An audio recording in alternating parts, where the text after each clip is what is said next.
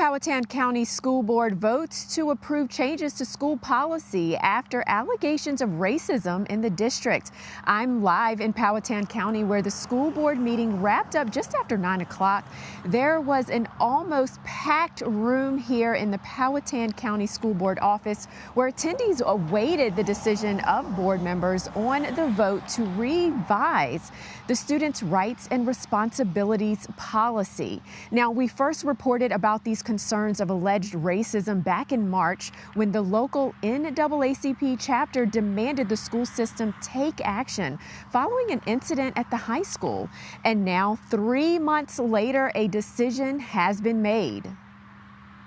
All in favor say aye. Aye. For adults, The school board unanimously voted to approve the changes to the Student Rights and Responsibilities policies. Some of the changes to the policy include removal of the words equitable as it relates to access to education, which some community members said were trigger words, and instead added the word personalized.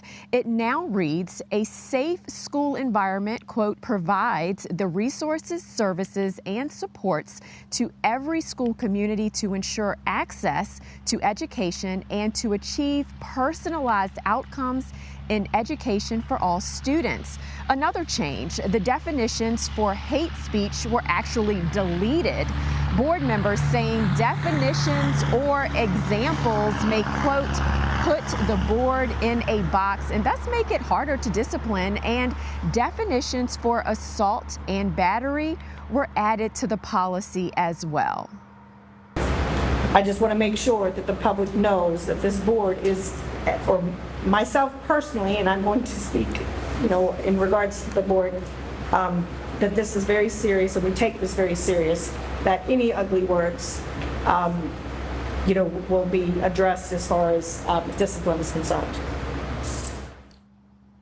Another change to the draft policy that was presented today and approved, cell phone usage will no longer be allowed, not even during lunch. School board members say phones will be allowed in backpacks, shut off or silenced using the honor policy. Now, prior to the vote, close to 15 community members spoke during the public comments portion of the meeting. Our Maggie Marshall, who has been covering this story since March, joins us now as part of our team coverage tonight, sharing the voices of some of those in attendance and their thoughts on the policy changes. Maggie. Well, Janine, the majority of the people present here tonight expressed that they were not happy with the outcome of that vote. They really fear that discrimination is going to continue without that examples of discrimination in a policy for students or definition of hate speech in that policy.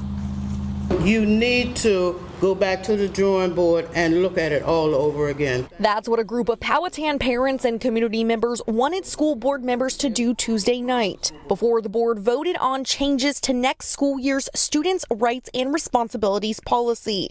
But that's not what happened Tuesday night because the board voted to pass the policy without making any suggested changes. Those community members wanted stricter punishments for hate speech and discrimination, and definitions and examples to be added to the policy. When the children are hurting, they cannot learn.